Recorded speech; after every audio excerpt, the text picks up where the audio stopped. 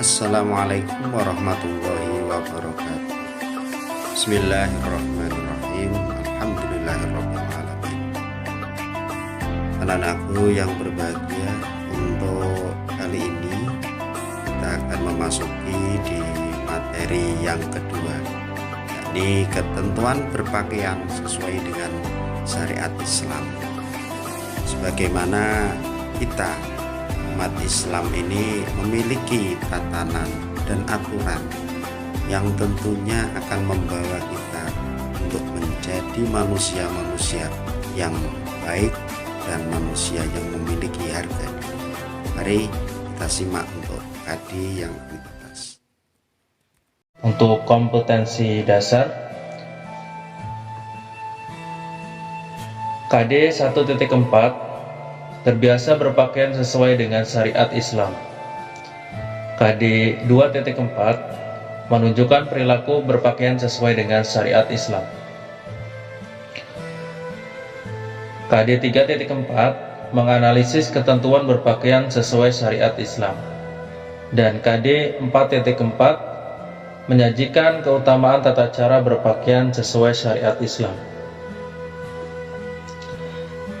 Berikut adalah peta konsep pada materi ini. Yang akan kita bahas yaitu perintah menutup aurat, kemudian memahami aurat dan batas-batasannya,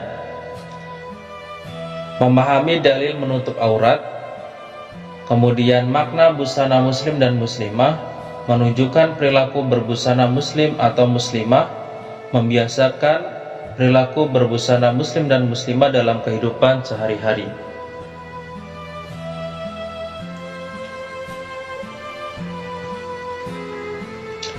Yang pertama adalah perintah menutup aurat.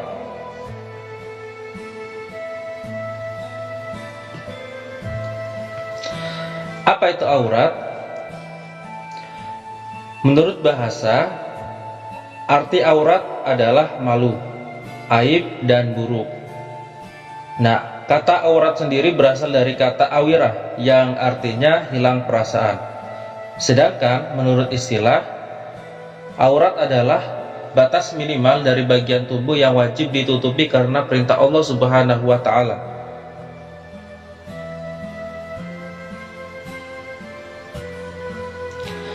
Nah, kemudian apa batasan-batasan aurat? Bagi laki-laki, aurat yang wajib ditutupi adalah mulai dari pusar sampai dengan lutut, sebagaimana sabda Rasulullah Shallallahu Alaihi Wasallam yang diriwayatkan oleh Daruqutni dan Baihaqi, yang artinya aurat laki-laki itu antara pusar dan lututnya.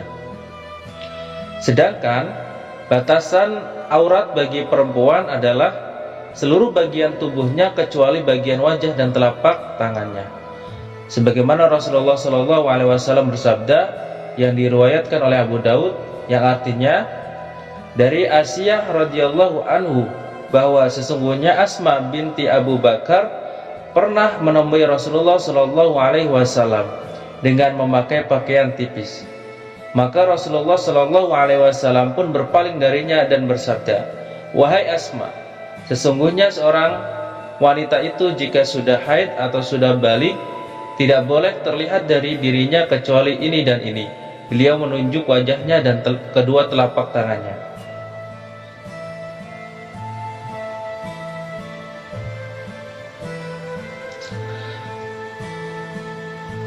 Berikut adalah dalil-dalil tentang perintah menutup aurat.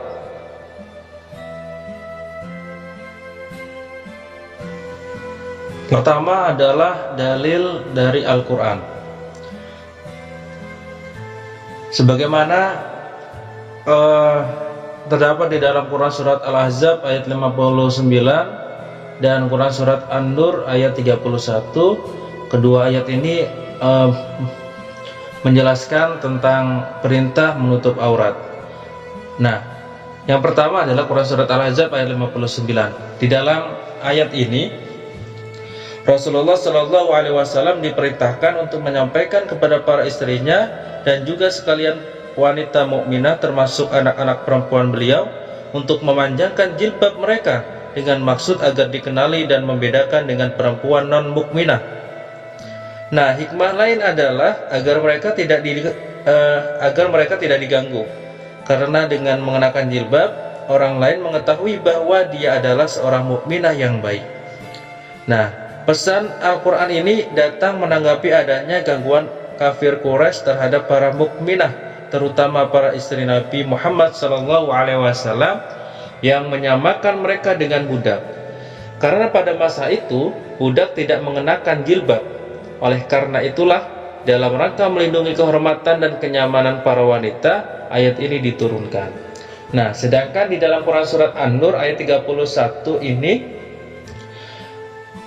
Allah Subhanahu wa Ta'ala berfirman kepada seluruh hambanya yang mukminah agar menjaga kehormatan diri mereka dengan cara menjaga pandangan, menjaga kemaluan, dan menjaga aurat. Dengan menjaga ketiga hal tersebut dipastikan kehormatan mukminah akan terjaga. Ayat ini merupakan kelanjutan dari perintah Allah Subhanahu wa Ta'ala kepada hambanya yang mukmin untuk menjaga pandangan dan menjaga kemaluan. Ayat ini Allah Subhanahu wa Ta'ala khususkan untuk hambanya yang beriman. Nah, penjelasannya yang pertama adalah menjaga pandangan. Kemudian yang kedua yaitu menjaga kemaluan, dan yang ketiga adalah menjaga batasan aurat. Nah, di samping ketiga hal tersebut, Allah Subhanahu wa Ta'ala menegaskan bahwa walaupun auratnya sudah ditutup, namun jika berusaha untuk ditampakkan dengan berbagai cara, termasuk dengan menghentakkan kaki supaya gemerincing perhiasannya, hal itu sama saja dengan membuka aurat. Oleh karena itu, ayat ini ditutup dengan perintah untuk bertaubat, karena hanya dengan taubat dari kesalahan yang dilakukan dan berjanji untuk mengubah sikap, maka kita akan beruntung. Itu adalah isi kandungan dari Quran surat An-Nur ayat 31. Kemudian adalah dalil dari hadis. Nah, dari Ummu Atiyah, ia berkata, Rasulullah Shallallahu Alaihi Wasallam memerintahkan kami untuk keluar pada hari Fitri dan Adha, baik gadis yang menginjak akil balik, wanita-wanita yang sedang haid, maupun wanita-wanita pingitan. Wanita yang sedang haid tetap meninggalkan sholat, namun mereka dapat menyaksikan kebaikan dan dakwah kaum muslim. Aku bertanya, wahai Rasulullah Shallallahu Alaihi Wasallam, salah seorang di antara kami ada yang tidak memiliki jilbab. Rasulullah Shallallahu Alaihi Wasallam menjawab, hendaklah saudarinya meminjamkan jilbabnya kepadanya. Hadis riwayat Muslim.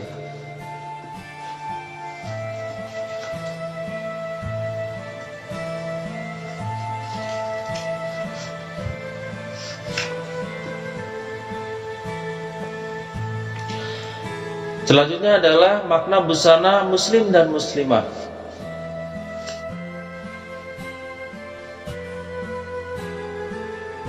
Makna jilbab dan busana muslimah.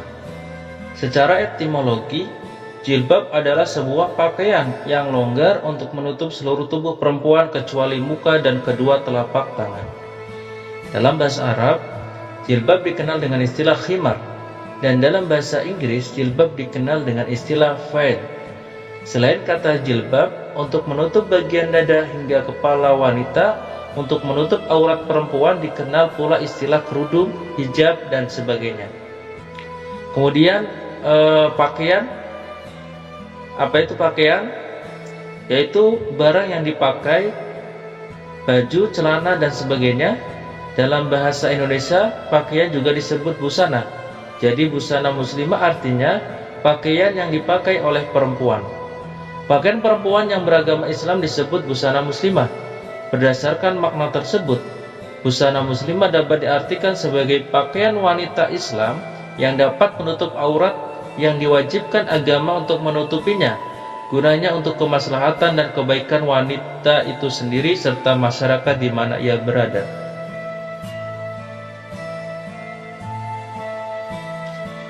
Kemudian fungsi dari pakaian. Yang pertama adalah fungsi religius. Fungsi religius dalam berpakaian memiliki pengertian bahwa berpakaian itu merupakan perintah agama Islam. Setiap muslim dan muslimah wajib menutup aurat. Perintah menutup aurat. Yang kedua adalah fungsi etika. Apa itu fungsi etika? Yang dimaksud fungsi etika di sini adalah pakaian merupakan cerminan dari nilai-nilai kesopanan yang berlaku di masyarakat. Cara berpakaian merupakan wujud penghormatan kita kepada orang lain. Karena itu, seseorang selayaknya berpakaian sesuai dengan tempat, kondisi, dan situasi yang ada sehingga dinilai sopan dan pantas. Kemudian, yang ketiga adalah fungsi estetika. Fungsi estetika menunjukkan berpakaian memiliki nilai seni dan keindahan. Namun, nilai seni dan keindahan tersebut tidak boleh melanggar ketentuan syariat Islam. Sebagaimana hadis Rasulullah, "Innallaha jamilun yuhibbul jamal." Sesungguhnya Allah itu indah, menyukai keindahan. Hadis riwayat Muslim. Yang keempat adalah fungsi kesehatan.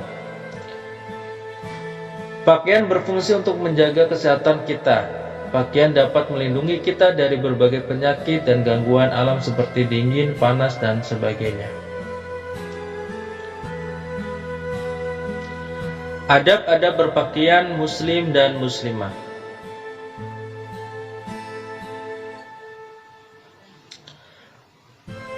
Berikut adalah adab berpakaian bagi perempuan. Yang pertama adalah menutup aurat wanita. Sebagaimana yang sudah dijelaskan sebelumnya bahwa aurat wanita itu adalah seluruh bagian tubuh wanita kecuali bagian wajah dan telapak tangan. Yang kedua adalah tidak berfungsi sebagai perhiasan. Yang ketiga, lebar dan longgar. Dan yang keempat, kainnya tebal, tidak tipis, dan tidak memperlihatkan lekuk tubuh. Dan yang kelima, tidak diberi pewangi atau parfum.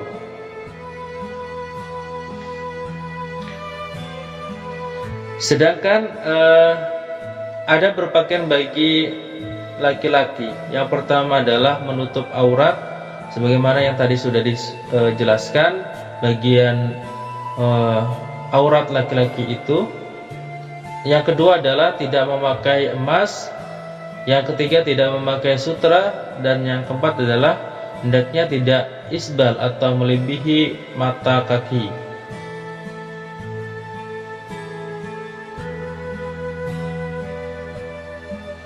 Nah, kemudian perilaku yang mencerminkan berpakaian sesuai syariat Islam.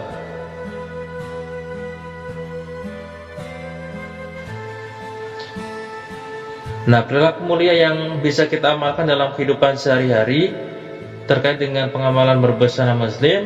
Yang pertama adalah sopan santun dan ramah tamah. Yang kedua, jujur dan amanah. Kemudian gemar beribadah, gemar menolong sesama, menjalankan amar ma'ruf dan nahi munkar.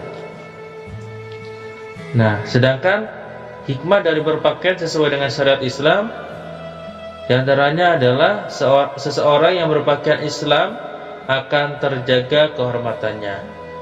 Yang kedua, menghindarkan pemakainya dari berbuat maksiat. Selanjutnya, menghindarkan pemakainya dari gangguan jahat. Yang keempat, menghindarkan pemakainya dari azab Allah Subhanahu wa Ta'ala. Yang kelima, dapat melindungi kesehatan dan menghindarkan dari penyakit. Nah, silakan kalian renungkan dari gambar berikut ini.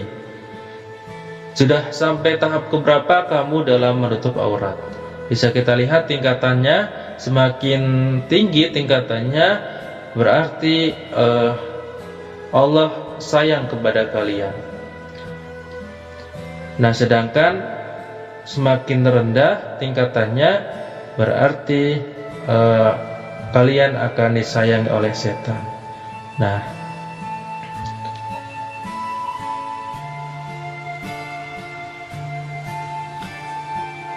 mungkin sekian penjelasan terkait dengan ketentuan berpakaian sesuai. Saya mengucapkan mohon maaf. Akhirul kalam, Wassalamualaikum warahmatullahi wabarakatuh.